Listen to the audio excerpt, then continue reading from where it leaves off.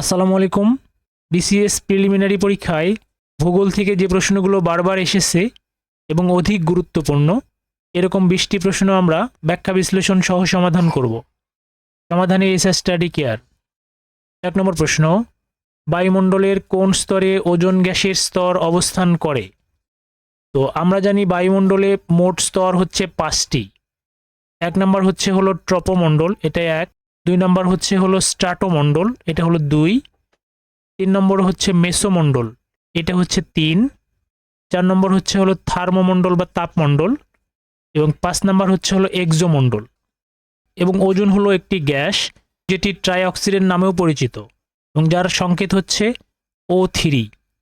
এই ওজোন গ্যাসটি বায়ুমণ্ডলের স্ট্রাটোমণ্ডলে অবস্থান করে একটি স্তর তৈরি করে এবং এই স্তরটি পৃথিবীকে অতিবেগুনি রশ্মি থেকে রক্ষা করে। তাহলে ওজোন স্তর বা ওজোন গ্যাসের স্তর অবস্থিত হচ্ছে বায়ুমণ্ডলের 2 নম্বর স্তর স্ট্রাটোমণ্ডলে অবস্থিত। গ নম্বর স্ট্রাটোমণ্ডল।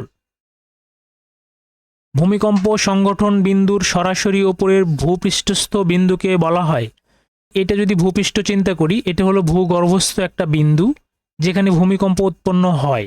এই বিন্দুটাকে বলা হয় ফোকাস বা হাইপোসেন্টার। তাহলে এটা হলো ফোকাস, এবং এই ফোকাস থেকে ঠিক ওপরে ভূপৃষ্ঠের ওপরে যে বিন্দুটা আছে এই বিন্দুকে বলা হয় এপিসেন্টার। এই বিন্দুর নাম এপিসেন্টার। তাহলে ভূমিকম্প সংগঠন বিন্দুর সরাসরি উপরে ভূপৃষ্ঠস্থ বিন্দুকে বলা হয় এপিসেন্টার। ক নম্বর এপিসেন্টার, এটাই সঠিক অ্যান্সার। অন্যদিকে অপশন গতে আছে ফ্র্যাকচার। ফ্র্যাকচার শিলার ফাটল, এবং ঘতে আছে ফল্ট।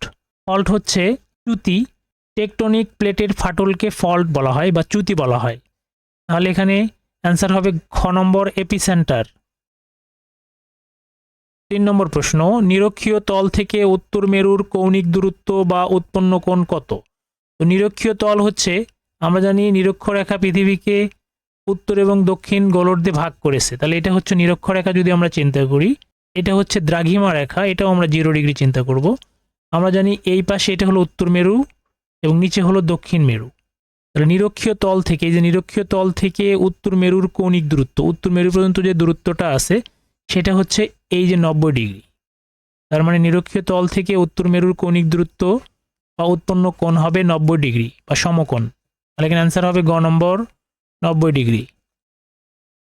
4 নম্বর প্রশ্ন, দুর্যোগ ব্যবস্থাপনা চক্রের কোন স্তরটি বেশি ব্যয়বহুল? আমরা জানি দুর্যোগ ব্যবস্থাপনা চক্রের মোট স্তর 4টি। প্রথমে হলো 1 নম্বর প্রশমন, 2 নম্বর পূর্ব প্রস্তুতি, এটা হলো 2 নম্বর। 3 নম্বর সারাদান, এটা হলো 3, এবং 4 পুনরুদ্ধার।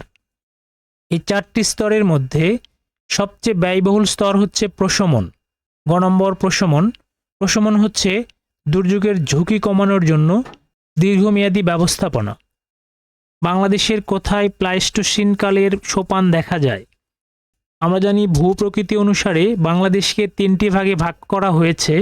1 নম্বর সাম্প্রতিককালের প্লাবন সমভূমি, 2 নম্বর প্লাইস্টোসিন কালের সোপান অঞ্চল, এবং 3 নম্বর টারশিয়ারি যুগের পাহাড়ি অঞ্চল। এবং প্লাইস্টোসিন কালের সোপান অঞ্চল গঠিত কুমিল্লা জেলার লালমাই পাহাড় অঞ্চল এলাকা, টাঙ্গাইল ও ময়মনসিংহ জেলার মধুপুরগড়, গাজীপুরের ভাওয়ালগড়, এই অঞ্চলগুলো নিয়ে গঠিত প্লাইস্টোসিন কালের সোপান অঞ্চল। তাহলে এখানে অ্যান্সার হবে গ নম্বর কুমিল্লা। বাংলাদেশের কোন দ্বীপটি প্রবাল দ্বীপ নামে খ্যাত? আমরা জানি প্রবাল একটি অমেরুদণ্ডী প্রাণী যেটি সমুদ্রের তলদেশে বসবাস করে, এবং এই প্রবালের কঙ্কাল, ক্যালসিয়াম কার্বনেট ও জৈব পদার্থ মিলে যে দ্বীপ গঠিত হয় সেই দ্বীপকে বলা হয় প্রবাল দ্বীপ।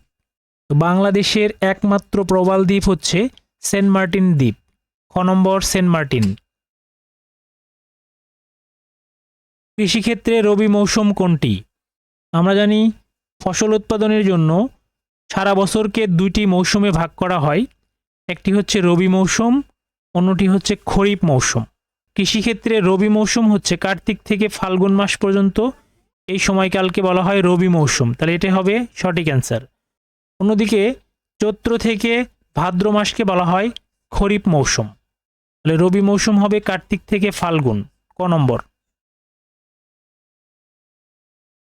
8 নম্বর প্রশ্ন, দক্ষিণ গোলার্ধে উষ্ণতম মাস কোনটি? এইটা যদি নিরক্ষরেখা হয় তো নিরক্ষরেখার ওপরে হচ্ছে উত্তর গোলার্ধ এবং নিচে হচ্ছে দক্ষিণ গোলার্ধ। দক্ষিণ গোলার্ধে উষ্ণতম মাস হবে অপশন কতে জানুয়ারি এবং উত্তর গোলার্ধে শীতলতম মাস হবে জানুয়ারি। উল্লেখ্য বাংলাদেশ উত্তর গোলার্ধে অবস্থিত এবং বাংলাদেশের উষ্ণতম মাস হচ্ছে এপ্রিল এবং শীতলতম মাস হচ্ছে জানুয়ারি। তাহলে এখানে দক্ষিণ গোলার্ধে উষ্ণতম মাস হবে ক নম্বর জানুয়ারি। আফ্রিকার সাব সাহারা অঞ্চলকে কি নামে অভিহিত করা হয়? আমরা জানি আফ্রিকার সাব সাহারা অঞ্চলকে সাহেল নামে অভিহিত করা হয়, তাহলে অ্যান্সার হবে ঘ নম্বর সাহেল। অন্যদিকে উত্তর আমেরিকায় অবস্থিত বিস্তৃত তৃণভূমিকে প্রেরি বলা হয় এবং তুন্দ্রা হচ্ছে সুমেরু এবং কুমেরু বৃত্তের মধ্যবর্তী অঞ্চল যেগুলো সারা বছর বরফে আচ্ছন্ন থাকে, সেটা হলো তুন্দ্রা। তাহলে আফ্রিকার সাব সাহারা অঞ্চলকে সাহেল নামে অভিহিত করা হয়, ঘ নম্বর সাহেল। 10 নম্বর প্রশ্ন, নিচের কোন ভৌগোলিক এলাকাটি রামসার সাইট হিসেবে স্বীকৃত? বাংলাদেশের 2টি স্থানকে রামসার সাইট হিসেবে স্বীকৃতি প্রদান করা হয়েছে। 1 নম্বর হচ্ছে সুন্দরবন, যেটি 1992 সাল থেকে স্বীকৃত, এবং 2 নম্বর হচ্ছে টাঙ্গুয়ার হাওর, যেটি 2000 সালে স্বীকৃত। তাহলে এখানে হবে হচ্ছে রামসার সাইট হিসেবে টাঙ্গুয়ার হাওর, ক নম্বর Tanguar Haor. Fisheries training institute কোথায় অবস্থিত? আমরা জানি ফিশারিজ ট্রেনিং ইনস্টিটিউট অবস্থিত হচ্ছে চাঁদপুরে, খ নম্বর চাঁদপুরে। অন্যদিকে লোনাপানির মাছ গবেষণা কেন্দ্র অবস্থিত হচ্ছে খুলনায়। ফিশারিজ ট্রেনিং ইনস্টিটিউট অবস্থিত হচ্ছে ঘ নম্বর চাঁদপুরে। পূর্ব সতর্কতা ছাড়াই কোন দুর্যোগ সংঘটিত হয়? বন্যা, এটা পূর্ব সতর্কতা পাওয়া যায়, এটা হবে না। খরা, এটাও পূর্ব সতর্কতা পাওয়া যায়। ভূমিকম্প, যার কোনো পূর্ব সতর্কতা পাওয়া যায় না, অর্থাৎ পূর্ব সতর্কতা ছাড়াই এই দুর্যোগটি সংঘটিত হয়। তাহলে অ্যান্সার হবে গ নম্বর ভূমিকম্প। অন্যদিকে ঘতে আছে ঘূর্ণিঝড়, এটারও পূর্ব সতর্কতা পাওয়া যায়। তাহলে 12 অ্যান্সার হবে গ নম্বর ভূমিকম্প। বস্তুর ওজন কোথায় সবচেয়ে বেশি? আমরা জানি বস্তুর ওজন নির্ভর করে অভিকর্ষ ত্বরণ জি এর মানের ওপর। জি এর মান যেখানে বেশি সেখানে বস্তুর ওজন বেশি।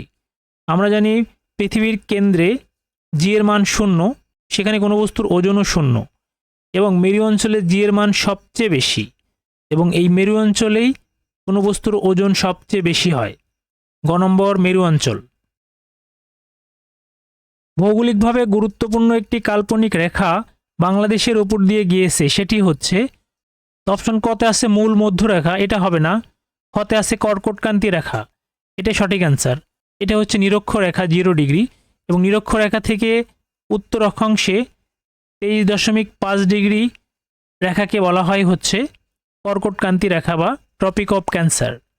তাহলে এটাই হলো কর্কটক্রান্তি রেখা যেটা বাংলাদেশের উপর দিয়ে অতিক্রম করেছে।